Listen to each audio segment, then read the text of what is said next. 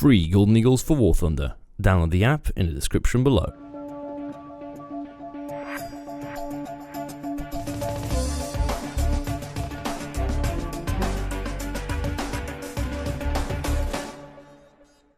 Hey guys, welcome back to War Thunder and welcome to a time-traveling episode because we go all the way back to patch 1.71. This is about the MBT and the KPZ nerfs that happened over the past few days, and I wanted to show some old footage because I think it's more relevant to the discussion that we're about to have, a very light-hearted one. I just wanted to mention a few things about how Gaijin balances vehicles in the game, because I've seen this happen a few times, and there's a few different ways to get around it. In the case with the MBT, the tank was simply too good compared to the T64. And one of the recent changes has been a battle rating change. This is one of the 4 ways that Gaijin balances stuff. It's a very simple one, you know, take the battle rating of a good tank and raise it. Take a battle rating of a bad tank, lower it. It works most of the time, but in the case of the MBT or the KPZ, the battle rating change would actually have to be 9.3 or maybe 9.7.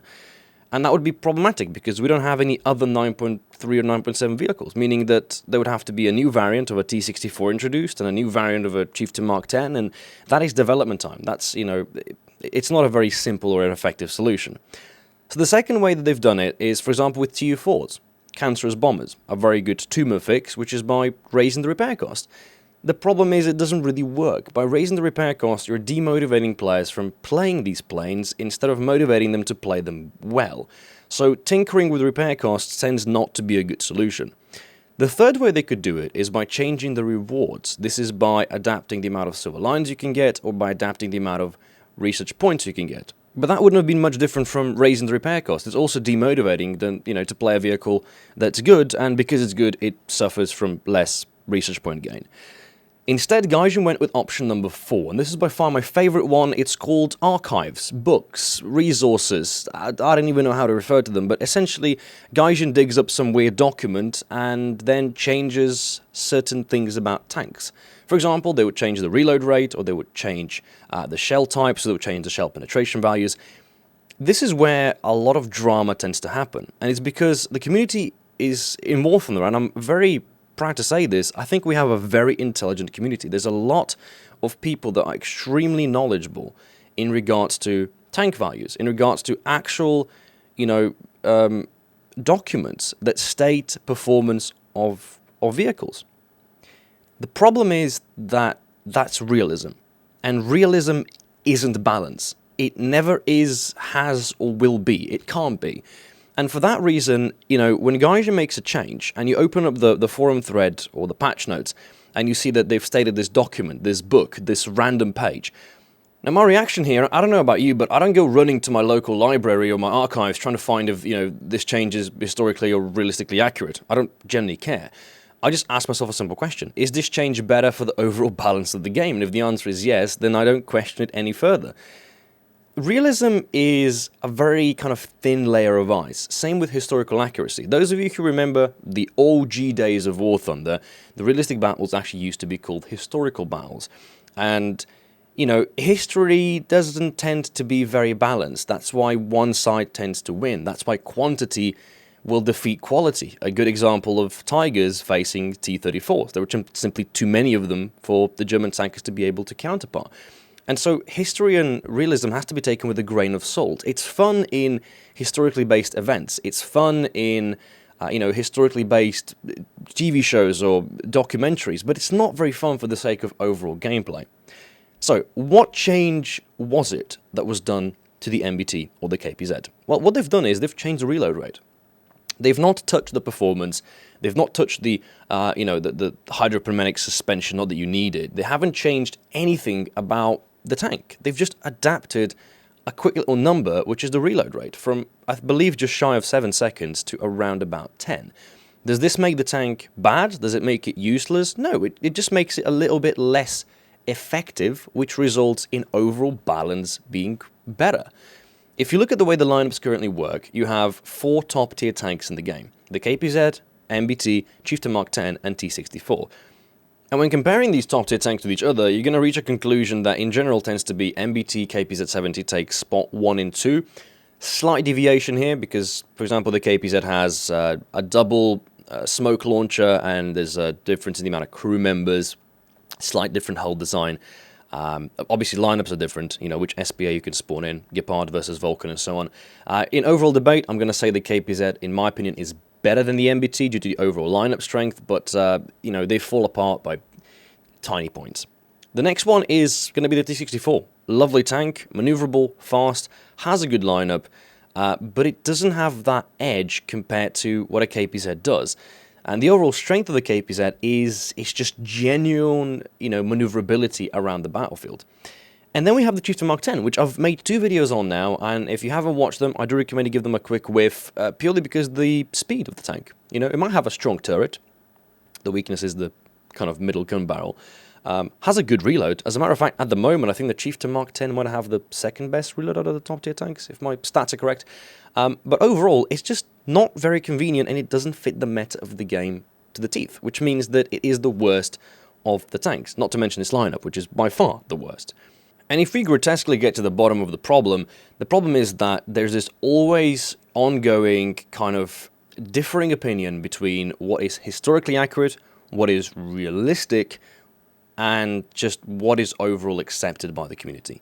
I think the bottom line of any debate when it comes to balancing changes or changes in general should be down to, is it fair? Is it good? Does this make the game easier to play? Does it make it better to play? You see, a lot of people have actually been annoyed by close air support, right? If you remember the whole fiasco with, Mike made a video on it, and it then blew up on Reddit, and people just wanted close air support to be, borderline removed. I'm pretty sure that a large percentage of you wouldn't mind if planes were completely taken out of the matchmaker. Because if you don't play SPA and you don't like planes, that suits you. The problem is that planes are there for a reason, and when the closer support nerf, for example, happened, a large quantity of vehicles that were put in the game, like the 82 Skyraider, which I believe is there for one reason and one reason alone, which is to do ground pounding in ground force matches, those vehicles lost not just their strength, but their overall usability at all.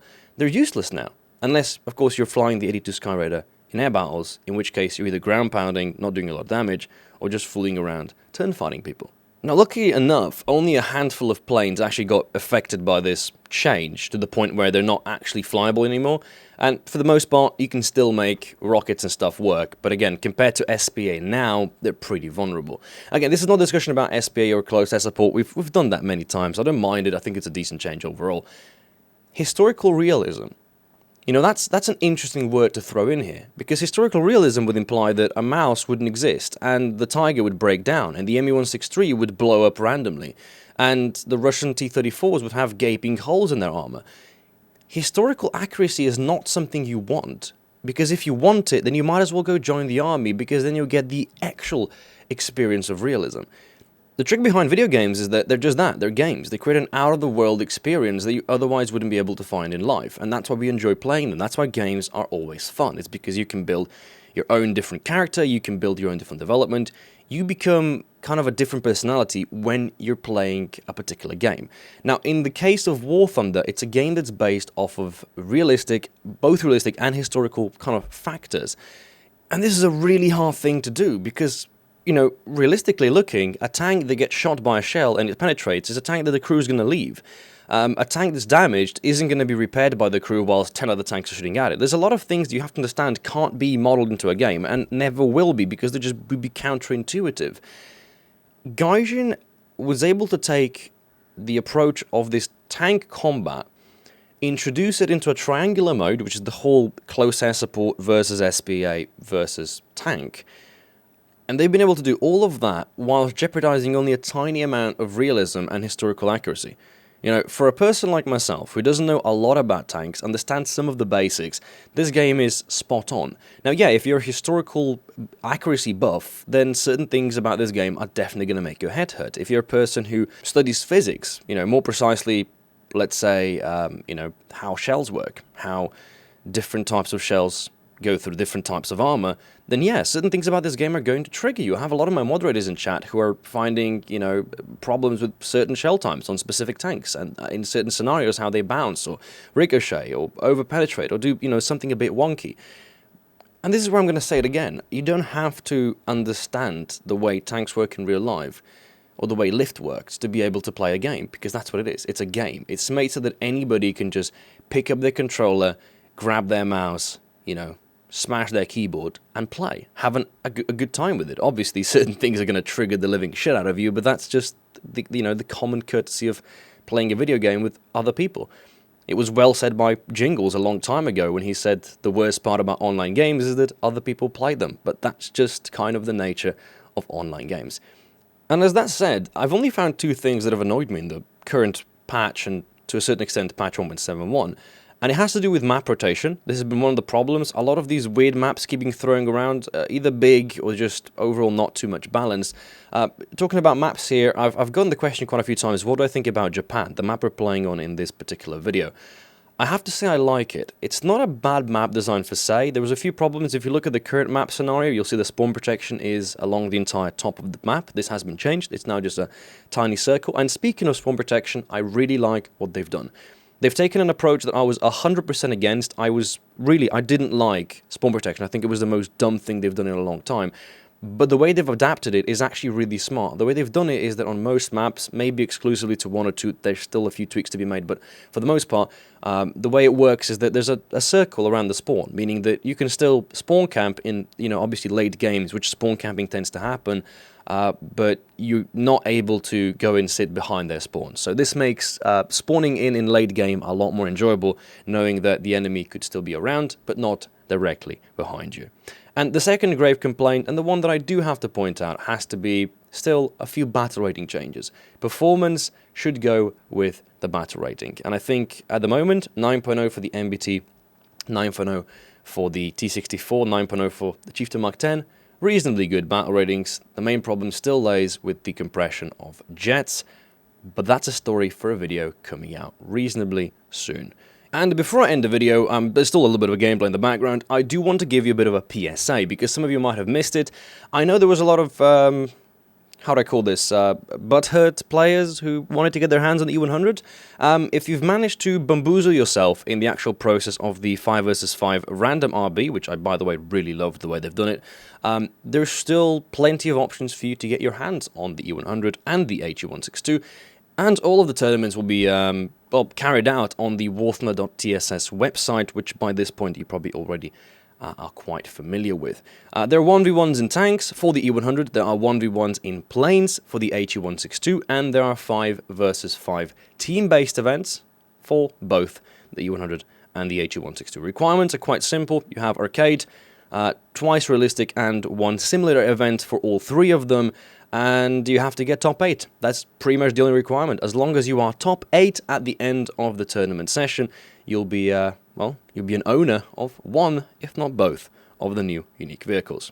As an overall piece of advice, though, the HE162 is a giant piece of shit.